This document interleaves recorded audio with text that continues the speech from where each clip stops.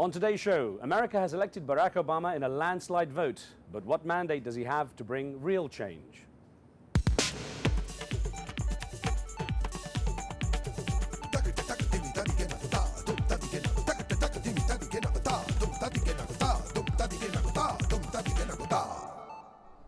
Hello and welcome. It was a landslide victory for Barack Obama in Tuesday's historic U.S. election. In his acceptance speech last night, he pointed to the common ground that Americans share. And while the Democratic Party has won a great victory tonight, we do so with a measure of humility and determination to heal the divides that have held back our progress. And to those Americans whose support I have yet to earn, I may not have won your vote tonight, but I hear your voices. I need your help, and I will be your president too. But after a campaign that some say brought out the best and the worst of America, it's clear that the country is still very much divided. Ideologies differ between the right and left, and the large gap between the haves and have-nots remains. So is it possible for two very divergent Americas to coexist? And if a Democratic majority in government now seeks to enforce its will on its opponents, will it lose the support of the American people? On today's show, two veterans of Washington's political ground wars debate what comes next as America moves beyond Election Day. A little later in the program, we'll be speaking with Pulitzer Prize-winning writer Alice Walker about the historic nature and social implications of Barack Obama's victory. Remember, you can join our conversation with your questions and comments. Log on to livestation.com/AJE. Download the software and join the chat room. You can also call and text your questions. Well, joining us here in Washington are Grover Norquist, the president and founder of Americans for Tax Reform. He's the author of Leave Us Alone, Getting the Government's Hands Off Our Money, Our Guns, Our Lives. Well, despite last night's election setback for the Republicans, he believes the U.S. conservative movement will grow in the years to come. Also with us is Robert Borisage, the co-director and of the Campaign for America's Future, an organization which promotes progressive policies. He authored Straight Talk 2006, Common Sense for the Common Good. Mr. Borisage sees last night's election as the beginning of a new era. I welcome you both to the show. Pleasure. Now, Grover, I guess from a Republican perspective, are you pretty much, how are you handling the defeat? Were you pretty much prepared for an Obama White House? I assumed that Obama was going to win the presidency. We've been through this in 1964, 1974, 1976, 1992, where the Republicans had a bad year and the entire establishment explained that the Republican Party was ended, the conservative movement was finished, and the Republicans must move to the left in order to do better. In each case, we passed on their kind advice and proceeded to do better in the future than had been predicted. So, look, we've been through this before. We were here in 1993 and 1994 when Clinton came in with the same strategy that Obama's had with a House and a Senate, and we'll come back the same way we did before. Okay, Robert Borisage, good to have you here as well. And I wonder, it's being called a landslide, but is it really a mandate? Does Barack Obama have the kind of support from the people that was indicated by the way the election went? Well, it's pretty hard to read this as anything other than a mandate. People were pretty clear about what they were concerned about, which was overwhelmingly the economy. And they chose somebody who was campaigning on a refutation of the failed philosophy of the last decades. And so they were choosing a very different course. So, the test for Obama and for Democrats will be, can you solve these problems? We're headed into a very deep downturn and a serious recession. He's inherited the desert from Bush, and so the challenges are pretty great, but the mandate's clear. Well, let me quote you from your book, Straight Talk 2006 here. It says, in area after area, the majority of Americans stand with progressives against the conservative idea.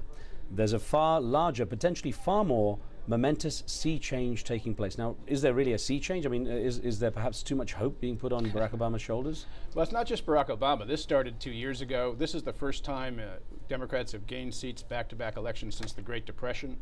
The people that are being elected are populists, are people with a very progressive agenda, and they're running on very progressive economic issues.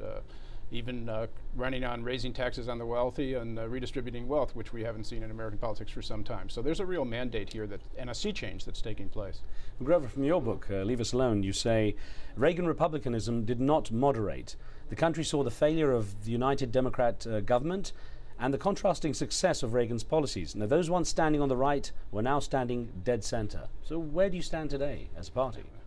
Well, I think several things. One, Bush has not governed as a Reagan Republican. He spent 5 years being the mayor of Baghdad rather than the president of the United States, and he allowed spending to get out of control in total government spending. So the Republican Party needs to move to where Reagan was, which is lower taxes and reduced spending. Although Reagan increased spending. Well, Reagan doubled the military budget in peacetime, actually doubled the debt in the time of his administration. Well, so two things. Congress. I think Bush was very much like Reagan. Well, in point of fact, actually, Reagan was able to drop domestic spending at the beginning. The challenge was that Congress controls spending, and he had Democratic Congress, House, and Senate, and it was the Republican Congress's failure to rein in spending from 2001 on. They'd done better at it when they were facing Clinton. They lost all sense of control when they had a Republican in the White House. Let's get a call in. We've got Anwar on the line from London with a question. Anwar, good to have you with us. What would you like to ask? Oh, hello, good afternoon, Riz and gentlemen. I heard the speech last night. Well, first of all, can I say congratulations to Obama and to the Democratic Party in USA. The question that I want to ask is this. Reading in between the lines of his speech, I wish that he had explained and specified his foreign policy, especially how to bring peace in the world, to finish the poverty, and to do justice. I think that would have been much more advantage and for industries. And as for the okay, Anwar, I'm going to put that to Robert Borisaj about the issue of foreign policy. Of course, a lot of people around the world watching this election, arguably more than ever before, at least had their pins hooked on what was going to happen. How are their expectations going to be met, do you think? Well, I think this is an exciting period and people around the world will appreciate it. We will move from a period of American unilateralism and sort of cowboy interventionism to an era of multilateralism in which America listens again. We'll have to have cooperation to solve this economic problem, and that'll be a first focus. Obama is committed to ending the war in Iraq in a sensible way. So I think, and I assume he will rather rapidly shut Guantanamo and make some symbolic gestures that show the change of America going back into the world community. We had an email question specifically for you, Grover, actually. This came from Lisa in California, here in the US. And Lisa says, how does Mr. Norquist envision dealing with the US financial institutions that are in shambles now? There is a great misuse of our own labor resources and a great reliance on speculation, which is a game for the rich. Where does the collapse of the financial system leave your hopes for tax reform in the country? Well, on tax reform, it makes the case that, one of the challenges you have is in 2003, we cut the capital gains tax and the dividend tax. The stock market went up $7 trillion. Because as soon as you elected a Democratic House and Senate, you knew that those tax cuts were going to disappear. The market started heading back down, and $5 trillion of that has actually disappeared. But because the tax cuts that gave you the greater wealth disappear in 2 years, we're going to lose all 7 between now and then.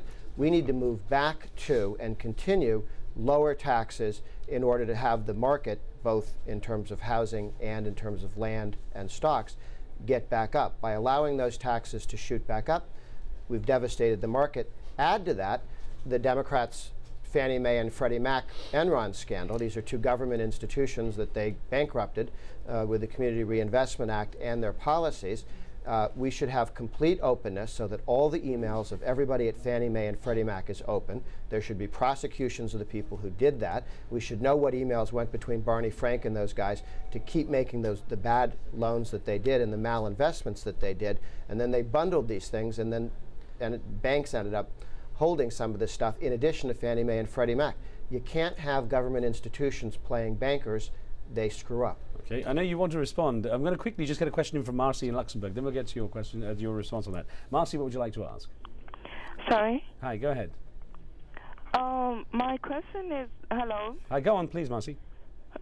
I wanted to find out, as the situation in Africa at the moment is terrible, especially in the East Africa and Congo. And what do you think the new elected president can help? Because it's like in a country like Zimbabwe, there is no democracy. You cannot exercise your vote, and you can at the same time. And I'm so happy, and I was so proud for. Well, Marcy, I'm going to put this to Robert Borisaj here. Of course, there's hopes, and Africa is a big one because of Barack Obama's roots. As you respond to that, I also know you want to respond to the issue of the fiscal policies here. Well, on Africa, I think you'll see the United States working with its allies in a much more aggressive way. I don't think we'll be operating unilaterally. I think America has to get out of the business of being the world's policeman or the world's savior. And so I think you'll see Obama having a much more global sensibility, but in a much more multilateral fashion. On the economic crisis, it takes enormous, I think, intelligence to be able to blame the worst financial collapse since the Great Depression on a tax rate that stayed in place. This is a new theory that Grover's just presented to us, which is preposterous beyond belief. What we had was the growth of a shadow banking system totally deregulated, with no regulation and no adult supervision, and they gambled, as they do, with other people's money and caused a crisis, a housing bubble, and then a collapse that now has had calamitous effects across the world. And what we see as a result, both from sensible Republicans and from Democrats, is a universal consensus that we've got to re-regulate the banking sector. We have Chris Cox, one of Grover's colleagues, a former conservative Republican, now head of the SEC, who announced, along with Alan Greenspan, that they got it wrong, that self-regulation doesn't work, and it's time to regulate the banking system. Grover, there will be, it looks like there will be a new way moving forward anyway. People will look back. Do you think anyone will learn from the mistakes, though? Well, the Democrats are committed to continue the mistakes of the Community Reinvestment Act, which is a law that forces people to make bad loans. You're required to. They're going to continue that policy. So this will happen again. The powerful poverty lobby caused the financial collapse of the globe. I think that's another theory that will take a real It was a rather significant part of the puzzle. And Fannie Mae and Freddie Mac, which are two government institutions which the Republicans have been trying to regulate for the last 10 years, and the Democrats have fought efforts to rein them in. So there was a lack of regulation, but of government institutions. And of course, the left wants to regulate everybody except the government's behavior. The challenge we're going to have is the corruption of Chicago, and the Chicago political machine is coming to D.C. There's more money to play with in D.C. Let me, as we wrap up, I want to get a thought from both of you. Robert, there's this idea that perhaps Barack Obama is going to have more problems with his own people, with the Democrats, considering the sort of power they wield now in Washington, D.C. Where do you see the battles being fought? Well, a majority party that has a big majority always has a big tent, and it has disagreements in that tent. And so because they can ignore Republicans in most instances, you can imagine them having more problems internally than externally. But I think there's a pretty clear consensus about priorities on new energy and jobs, and on getting the economy going, on a big stimulus package that will come up soon, on re-regulating the banking system and trying to make Wall Street once more a servant of the real economy, not a master. I think you'll see Democrats almost entirely unified on that. And Grover, there's a feeling that perhaps this is a great opportunity for the Republicans to clean up basically and get back on track. I know, of course, you're a big Reagan Republican, and there's a feeling that really that's what's missing. Well, that's exactly what the party's working on. We've had a series of meetings already around the country on phones on exactly that. How do we go to work to restore the Reagan Republican brand? And the thing that'll help us most is all the lefties advising Obama that people weren't reacting to his TV commercials where he promised tax cuts. They were really reacting to the small print where he was promising big tax increases, massive tax increases on coal in order to bankrupt the coal economy. The small print is what they're going to claim people voted for. I think if you look at Obama's ads, he ran as a tax cutter, promised to cut more spending than he increased. He's going to walk in and spend everything. And 2 years from now, people are going to react to how he governed versus how he campaigned. I think it'll be very different. Robert, Grover Norquist and Robert Borisaj, I want to thank you both for our debate here. I hope to have you back both. Thank you.